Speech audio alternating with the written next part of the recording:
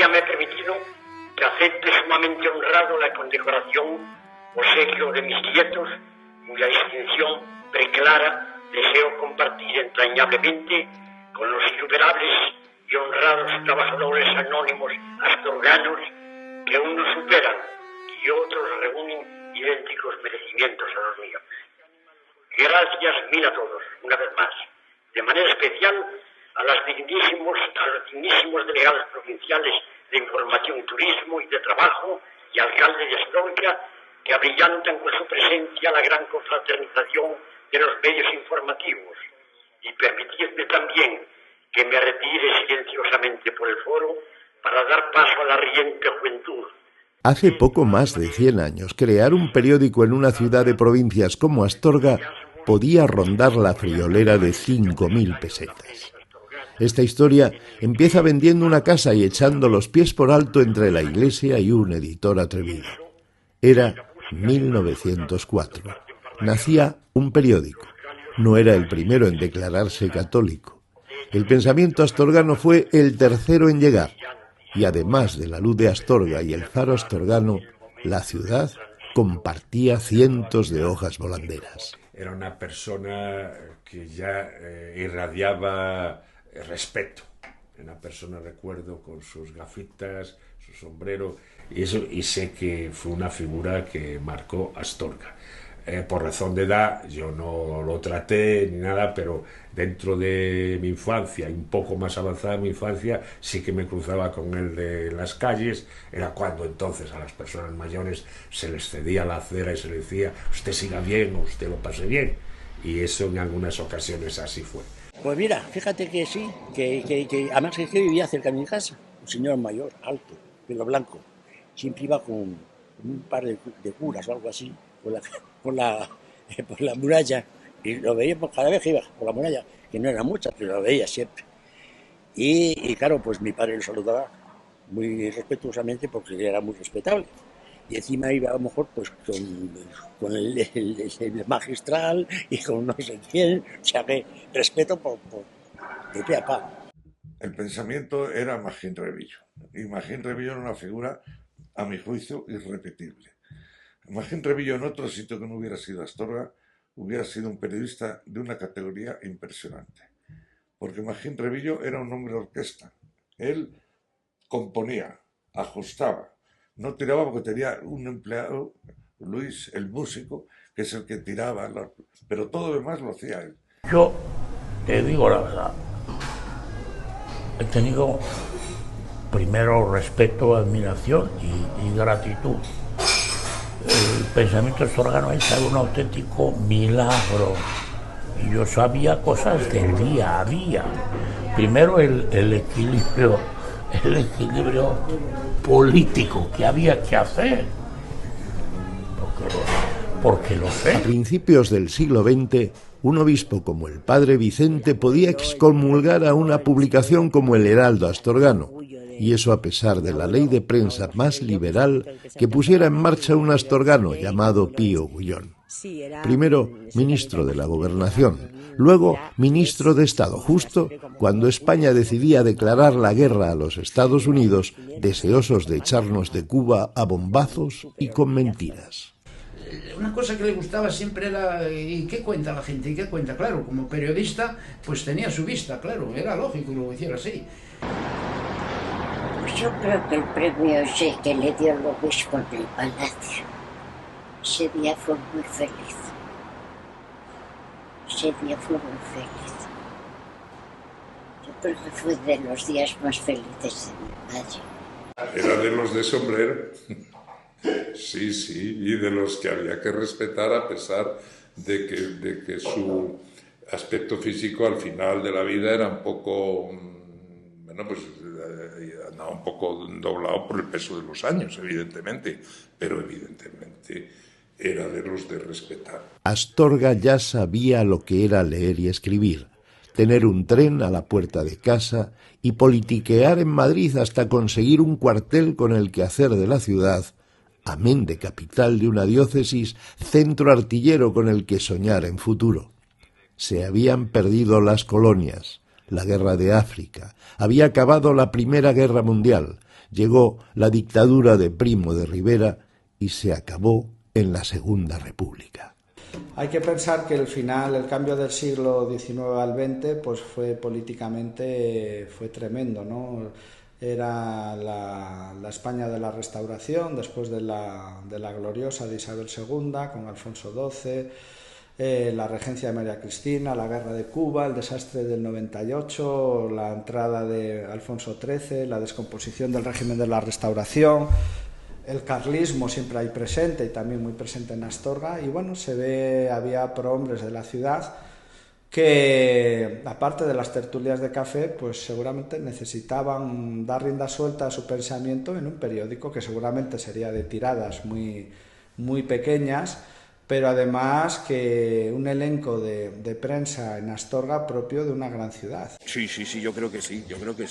Y yo creo que en ese momento, hombre, piensa, claro, retrótraete para atrás, los que escribían en una élite intelectual y periodística, eso no estaba al alcance de cualquiera, eran personas muy señaladas, y el que conseguía pues tener una colaboración o publicar, pues eso le daba un tono, le daba un prestigio que lo situaba inmediatamente por encima del resto de la población. Oye, yo soy colaborador de La Luz, yo soy colaborador del Pensamiento, yo tengo... Bueno, sí. No es verdad que Astorga haya sido siempre y únicamente conservadora, al contrario. Astorga lo que ha sido fundamentalmente es, desde el punto de vista, digamos, en cierta manera una ciudad culta que a través de los periódicos expresaba su diversidad cultural y sus opciones ideológicas. Y eso estaba ahí. Y es que hay periódicos donde se están peleando constantemente y donde... Yo recuerdo, por ejemplo, una noticia que hace poco que vi, que salía en la Gaceta de Madrid, sale cómo hablan, creo que era de Porfirio López, cómo utilizaba su periódico para influir en la construcción del Teatro Gullón. Entonces, ahí... Y eso es una noticia que sale en Madrid, de lo que estaba ocurriendo en un lugar tan pequeño como este. Eso es por la prensa, por los periódicos. Y eso, de alguna forma, los astorganos lo tenemos. Esto es como el misterio de Grecia, ¿no? De Atenas, es lo mismo. Atenas eclosiona ahí en el siglo VI antes de Cristo, y antes había 4 cosas, Homero y tal, y bueno... El misterio de Grecia, el milagro griego que llaman, pues el milagro astorgano es el periodismo del siglo XX, el principio. Claro, yo sí que creo que eso es una heroicidad, porque realmente, pero es que hasta además construir todos los días o cada 2 días el periódico, eso es una proeza, para mí eso me parece una proeza. Y cómo tienen allí coger de aquí, de allá y llenar todo el periódico, llenarlo físicamente y hasta tipográficamente, y luego económicamente. Claro, yo sé que muchos además no pagaban la suscripción o no se anunciaban o cosas de esas, así que yo tengo un verdadero reconocimiento agradecido a quienes han hecho esa heroicidad. Ese periodiquín, porque eran, si quieres, 4 páginas, el Pensamiento, La Luz de Astorga, el Faro en su primera parte, se recibía en las casas pues con mucha mayor esperanza y gratitud que se podía ver el parte, lo que entonces se decía por Radio Nacional, porque ese era el parte de lo que ocurría en Astorga. Y me decía mi abuelo, llegó el papel ya, no decía llegó el periódico, ya llegó el papel, y se leía con avidez, se leía con interés. Y en muchas zonas, en la comarca de Astorga, era el único medio escrito que llegaba, era el Pensamiento o La Luz. O sea que toda la información que llegaba a esos sitios era lo que el Pensamiento y La Luz tamizaban y decían. Fíjate si tenía influencia en unas zonas que estaban muy pobladas en aquel momento. ¿Qué es el pensamiento? Tú sabes como yo. El pensamiento te es igual lo que ponga. Te tiene absolutamente enganchado a los que vimos fuera. Astorga. Se vende novilla próxima a París. Coño, te hace gracia, ¿no? Mírame qué anuncio más cojonudo. Esto es verdad. O cuando costaban Pepín y Anjalín, que era la hoja diocesana, que sabías todos los curas, todas las monjas, todos los triduos, todas las novenas, pero sí que había un enganche siempre. Leías, pues oye, a Alonso Luengo, a Lorenzo a Juan Carlos Villacorta, a los Cerada, pues no sé, todo, y eran los que te tenían enganchado a Astorga. La Iglesia de Dios no necesita llegar al siglo XX para considerar como una norma general en sus procedimientos utilizar todos los instrumentos de difusión que el ingenio del hombre pueda lograr, en utilizarlos, digo, para predicar la santa y salvadora palabra de Dios. Pero esta historia va del pensamiento astorgano, un periódico que acabó siendo un oficio familiar capaz de llenar páginas durante 75 años, contando las cosas más próximas, sin renunciar a saber lo que pasaba en el mundo, incluso metiendo la pata, clamando el regreso de un rey mientras estallaba la guerra civil, viviendo el franquismo y casi muriendo en democracia antes también de cerrar el grifo de la ilusión y del compromiso con los lectores. Astorga es una mina. Periodísticamente, Astorga es una mina. Astorga es la bomba. Astorga es rarita, pero una vez que entras, ya te quedas nubilado, te quedas pasmado.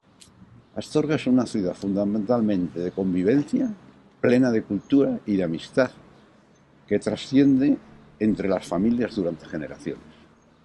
Creo que Astorga es una ciudad completa y me gustaría o pienso que muchos padres de familia que pudieran vinieran a vivir aquí para que la infancia de sus hijos tuviera este encanto que hemos tenido los que hemos nacido aquí. Yo creo que la gente llega a Astorga y ve un pueblo con unos aires de capital terribles, con una historia y unos monumentos que quitan el hipo, porque es que la gente te llega aquí, te ve ese palacio, esa catedral, no sé, ruinas romanas por un sitio, o sea, una cantidad de cultura aquí, enclavada aquí, enterrada en Astorga, que eso le da un aire de distinción. Uy, Astorga el todo. Tengo una perra de Astorga que no lo puedo remediar. Me encanta. Astorga es una ciudad que imprime carácter. Solo hay que ver lo que tenemos en las vistas de por detrás y se puede hacer la gente idea de cómo marca en el carácter de las gentes. La ciudad hidalga, sana, austera, señorial, patriota, donde le son habituales tanto el estruendo de las armas como la paz que descansa fácilmente sobre ellas, encuentra a un regimiento vibrante, brillante, airoso, pleno de grandeza y fuerza. Los astorganos, como muchos españoles, han tenido en el papel su carta de referencia. Han sido los periódicos locales una cuna de ideas y de pareceres, una escuela democrática, incluso cuando los silencios se imponían desde arriba y la censura tenía que ser aguantada y bien recibida. Y luego, a pesar de todo y con todo, cuando la prensa local ha muerto, han aparecido los charlatanes. Cuando has tenido un periódico que desde niño te ha acompañado, piensas que eso es una pérdida. Y para mí, yo tuve una verdadera crisis cuando desapareció esos meses el periódico. Y yo estuve muy cerca de cuando con Alberto Matías aquello otra vez se volvió a encauzar hacia un nuevo periódico, ¿no? Y porque nos parecía que nos faltaba algo. Quizás veníamos un poco por reacción de lo que han sido los últimos años del pensamiento, ¿no? En los últimos años del pensamiento habíamos sufrido mucho, pues muchas cosas. En primer lugar, la propiedad de una sola persona. La propiedad de una sola persona hace que la gente, tanto los anunciantes como los suscriptores, se desentiendan un poco. Una parte dice, bueno, pues mira, esto es de fulano, ya pondrá el dinero, ya pondrá la cosa, no tengo que esforzarme, ¿no? Por así decirlo. Entonces, por tanto, digamos, había un cierto relajo. Y una primera cosa que dijimos, no, esto tiene que ser algo que la gente tiene que sentirlo como propio y empujarlo como propio. De manera que una primera cuestión importante era, y la primera materia prima, la más difícil de conseguir, bueno, no fue difícil de conseguir, pero la más productiva yo creo que fue el entusiasmo de la gente. En las casas, no digo la mía era el comentario general, se notaba la falta de algo, esa hoja, ese periodiquín que venía todas las mañanas o todas las tardes a casa, no había esa noticia local que nos la traía el periódico, no había. Entonces se formó una inquietud sobre al respecto. Y esto se gestó más bien a la ilusión que tuvo Alberto Matías García Álvarez, que trabajó en la luz y el pensamiento cuando los tenías empresario.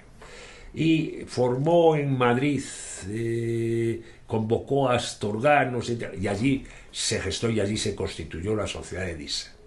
Yo creo que hace 40 años sí había un modelo, y en ese modelo pues nos metimos en un nicho de la prensa local y bueno, salió bien. Ahora es que nos falta incluso la referencia global, esa es la primera cuestión. Estamos inmersos en un proceso de transformación.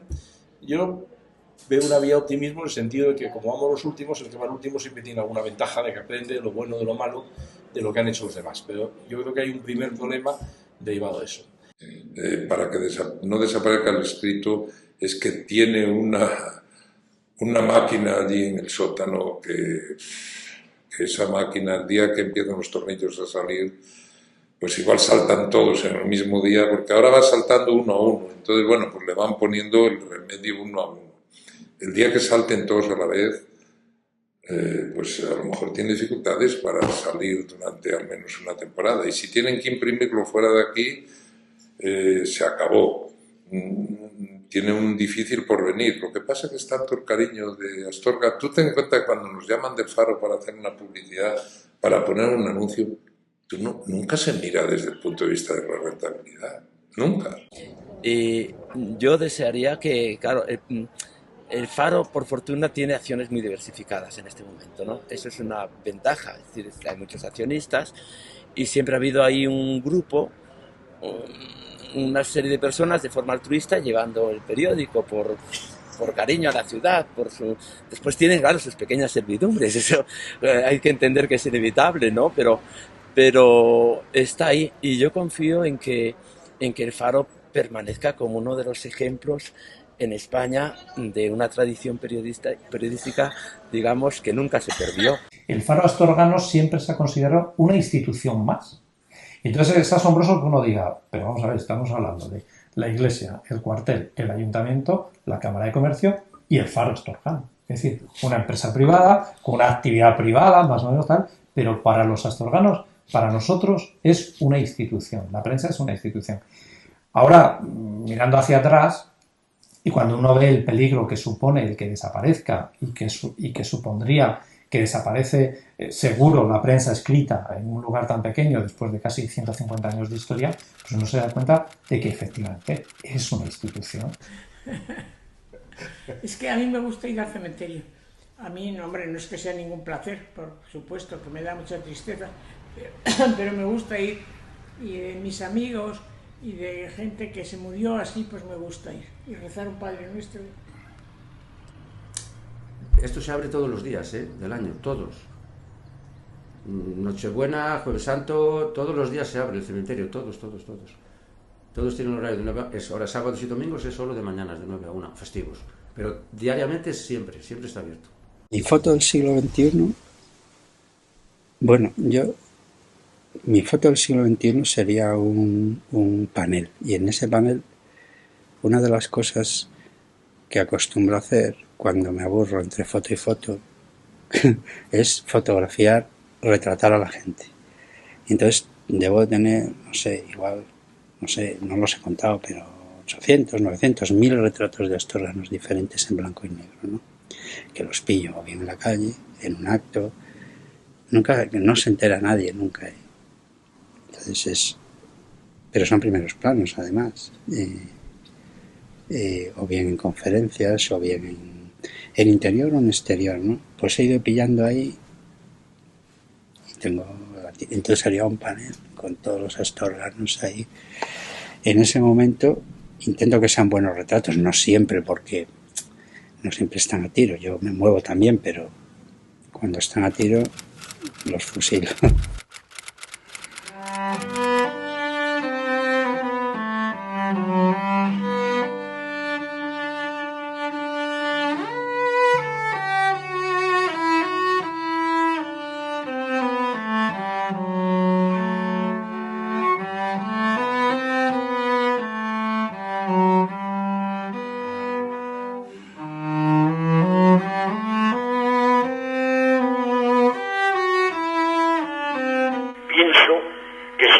que anima a los soldados cuando parten para la guerra, los cálidos homenajes que se me tributan, de hecho se me antojan una marcha triunfal, brillante y sonora, que pretende avivar el momento de mi tránsito a una nueva vida que, como todo momento solemne de elegir la propia suerte, entraña cierto tinte de inevitable de melancolía y tristeza.